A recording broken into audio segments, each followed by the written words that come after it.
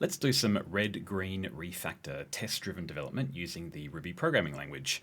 We're going to solve the Bob problem from Exercism, and I'm going to be doing the coding using Plover stenography. Stenography is writing shorthand, which on a computer is done using chorded keystrokes, kind of like playing a piano.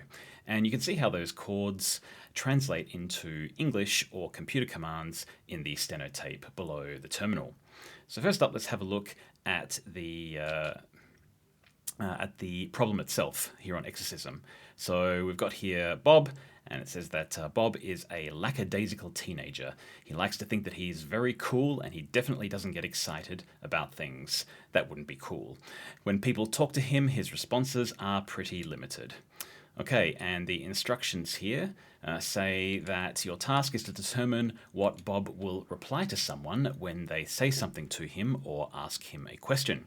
Bob only ever answers one of 5 things. Sure, this is his response if you ask him a question, such as, how are you? The convention used for questions is that it ends with a question mark. Okay.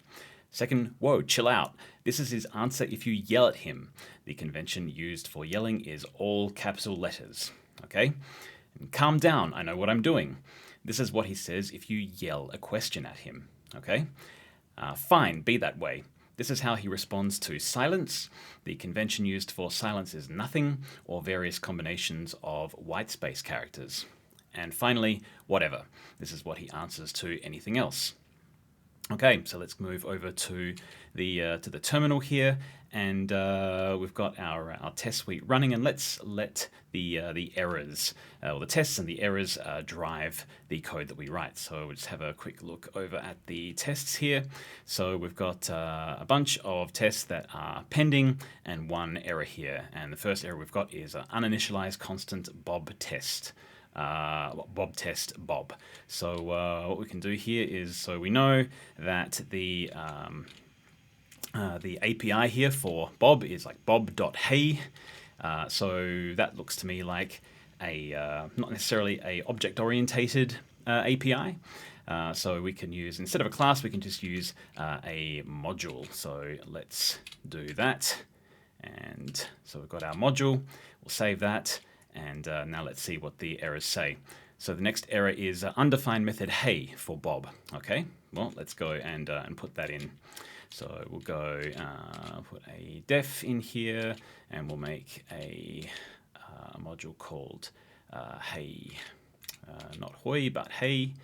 And we'll get rid of this here. And because we are in a module, we need to make sure that each of these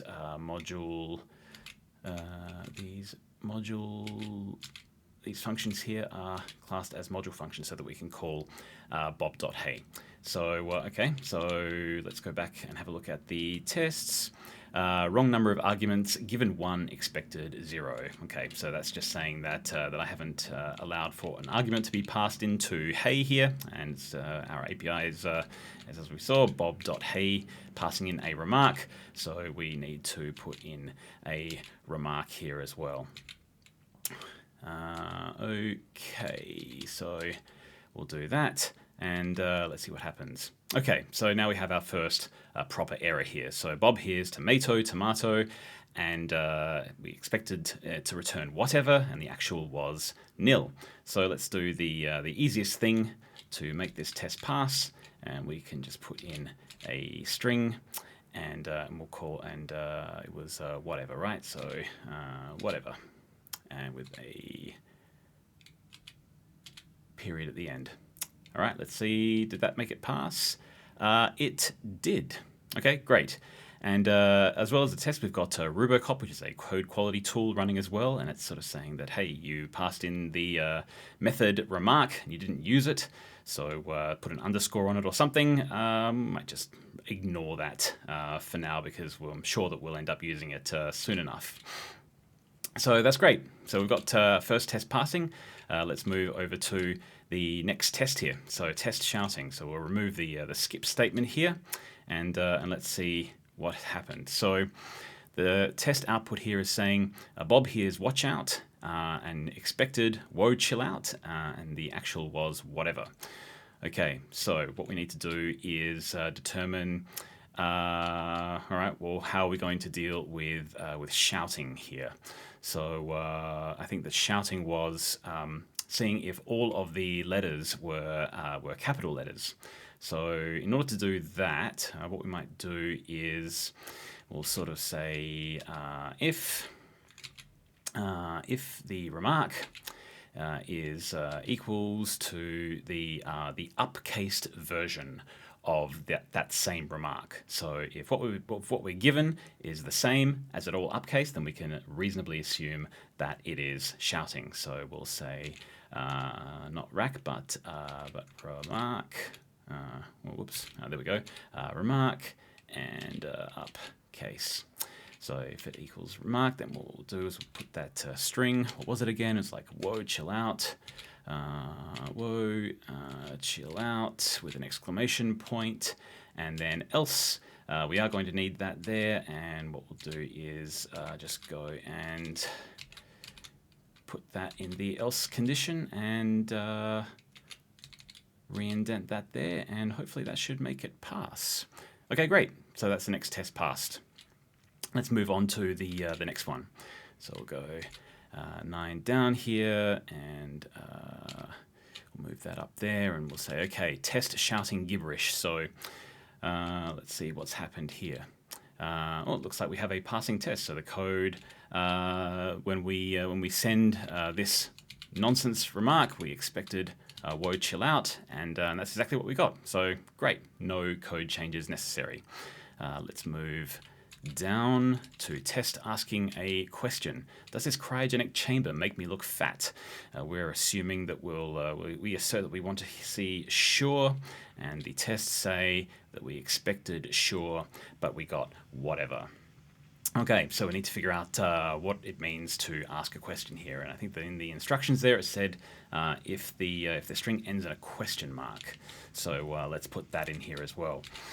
We'll make an addition to our if statement here, and we'll say okay, so if the remark if it ends with a question mark, not a period but a question mark, then we'll put in a string, and that string is sure with a period at the end. All right, let's see if that made it work, and it did. Okay, test passed. Cool, so let's go down to the next test, which is asking a numeric question. So let's just bring that up to the top here. So you are what, like 15? And we want to see sure. And yep, sure enough, that passes. Okay, let's go down to the next test. Test asking gibberish. So the remark is some random gibberish but with a question mark. We're expecting it to equal sure. And yep, it does. Great. Okay. Let's go and test talking forcefully, where the remark is hi there, where you want it to equal whatever, and it does. Okay, great. Looks like the code is going pretty good so far. A test using acronyms in regular speech. So the remark is, it's okay if you don't want to go work for NASA. We want to assert that it equals whatever, and indeed it does. Okay, great. Looks like we are the code is working well so far. Next one is a forceful question. So let's get rid of this, and the forceful question is, what's going on? And we want to see, calm down, I know what I'm doing. So forceful question, we haven't got that handling for that, so I'm expecting that to fail, and indeed that does. We're expecting, calm down, I know what I'm doing, but we get whoa, chill out instead. So in this case, so given that it's a forceful question, it is a shouting question. So what I'll do here is I want to go and grab both of these conditions here, and let's go put them up the top. So we'll say, we'll grab this, and we'll say, I'll yank to the end of this line and go up the top, and we'll say and then we'll paste that there. Okay, so I think that's both of them, and now we want it to say, all right, so calm down, I know what I'm doing. So put in a string, which is calm down, comma, I know what I'm doing, exclamation point. Okay, and then we'll just make this an else if as well. An else if. Okay, so let's see if that worked. Yep. Okay, great. Test passed. Now, looking at this code at the moment, we can see we've got some repeated logic here. And since we're doing some red-green refactoring, now that we're green, we can probably do a little bit of refactoring here. And what the best refactor I think to do here is to extract out the logic for shouting and for asking a question into specific methods, so that we don't have to reuse that here. We can just use, for each of the conditions, we can just have those methods be called there. So what we'll do is we'll go up here, and I'll just take the logic for shouting, and I'll grab that, and I'll go down, and let's create a new method for that. And so we'll call it a private class method. So unfortunately, in Ruby, there's no private module method here. So even though we are in a module, we have to use private class method in order to indicate that a method is private or internal to a specific module. And here we'll call that, let's see, what was it again? Shouting, I think. Yep, so we'll call it shouting. This returns a Boolean, so we'll have it end with a question mark. And it does accept arguments here, and that will be the remark. And so I think that should be about right there. So we can now go back up to, where are we here? Back up to that line there, and we'll grab the rest of this and the logic for asking a question, and we'll take that as well, and we'll go down to the bottom here, and we'll create another function, another private class method, and we'll call this one question mark, and that will also pass in the remark. Okay, cool. So now that we've got that business logic all encapsulated there, let's go back up to the top here, and we'll say that if we are shouting, passing in the remark, and if we are, and if it's a, oops, I forgot to put a question mark there. If shouting, and if it's a question, with the remark, oops, then come down and know what I'm doing. If it's just shouting, question mark, with remark, then whoa, chill out, and then if it is just question, pass in the remark, then sure, else, whatever. Hopefully that refactor has not broken any of the tests, and it hasn't. Great. So let's continue on. So let's move on to the next test here. So it is test shouting numbers. The remark is 1, 2, 3, go. We're expecting whoa, chill out, and we get it. Great. Let's move on to test no letters. So we're expecting whatever, and it doesn't. So no letters gives us. So we expected whatever, but we actually got whoa, chill out, and whoa. So what that would seem to mean then is that remarking 1, 2, 3 it seems to think it's shouting, but it's not. But our business logic for shouting at the moment is that we're just saying that does the remark equal the upcased version of itself? And given that our remark is 1, 2, 3, this will be true because there's no upcased version. Well, the upcased version of 1, 2, 3 is going to be exactly that. So what we can probably do here is to give another condition for shouting, and we can say that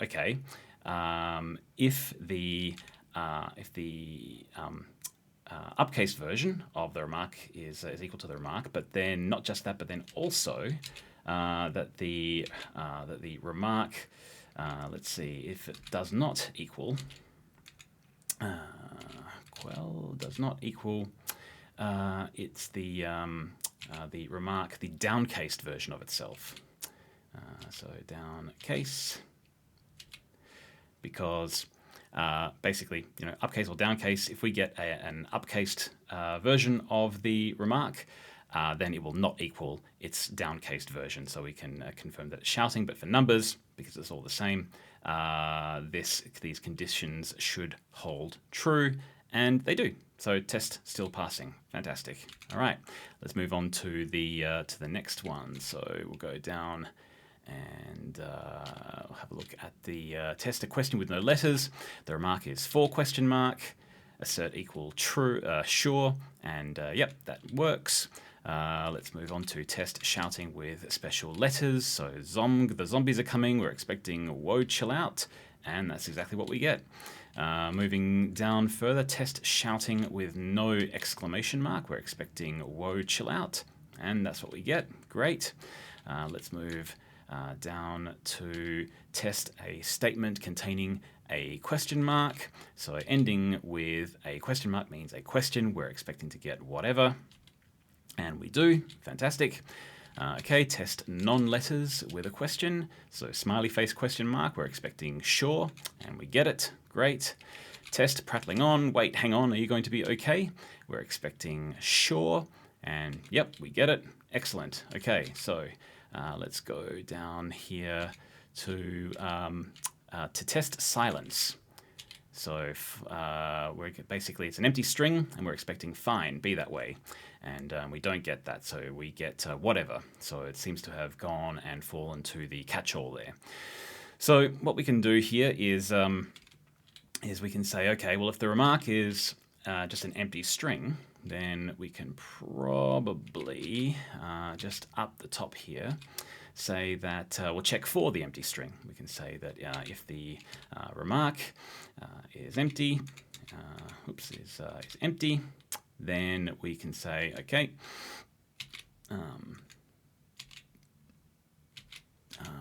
make that string, what is it again? It's like fine, fine, be that way with a exclamation mark.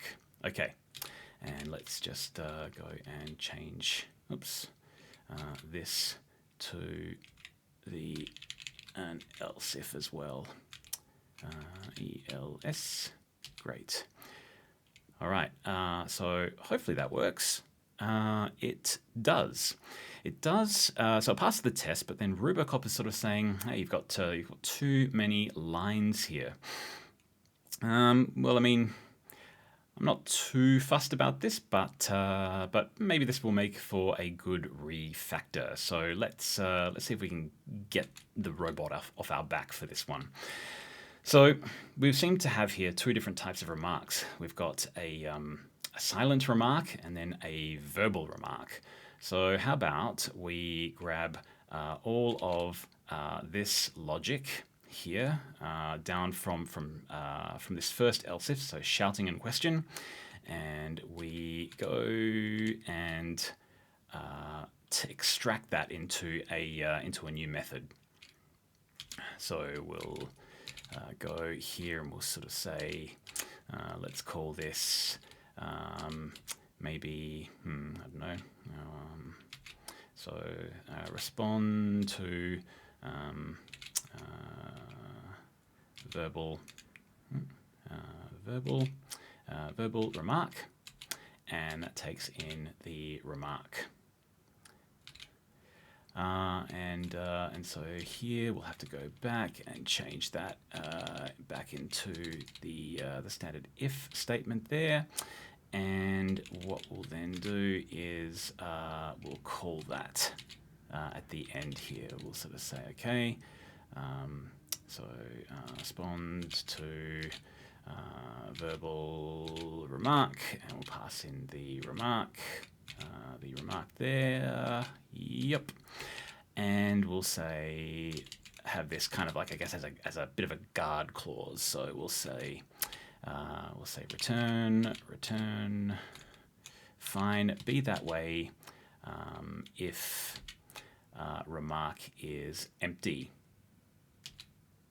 Let's see if that makes the robot happy. And it seems to. Okay, great. All right, so we've done a refactor. Let's go and move forward. So we'll go to the next one, which is testing prolonged silence. Let's go back to the tests. So it's saying Bob hears this long prolonged silence, and we're expecting fine, be that way, but we actually get whatever. So it would seem that prolonged silence is not an empty string there, so it won't return fine, be that way up here.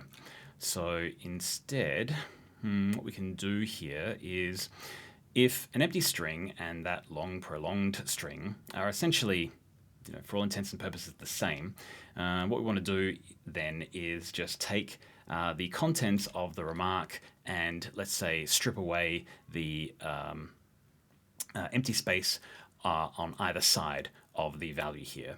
And so we can do that in Ruby inline. So we can just sort of say, all right, once I get the remark in, I am going to just, strip everything here. And so that strip will take the white space from the left, the white space from the right, and get rid of it.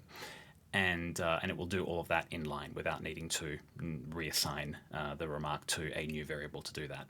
So now that we've done that, let's remove some extraneous white space. Let's see if it passed the tests, and it does. Great. All right. Let's then move forward to testing alternate silence. So if the remark is a bunch of tab characters, we're expecting fine, be that way, and we get it. Great. Let's move over to testing multiple line questions. So does this cryogenic chamber make me look fat? No. We are expecting whatever, and we get it. Fantastic.